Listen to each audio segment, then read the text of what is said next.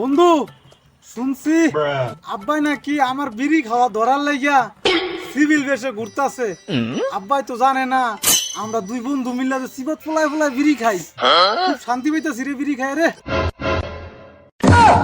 কাকা আপনি এখানে? কাকা আমি না কাকা আমি না। শালার পর শালা বাপের তো অন কাকা হয়ে গেছি।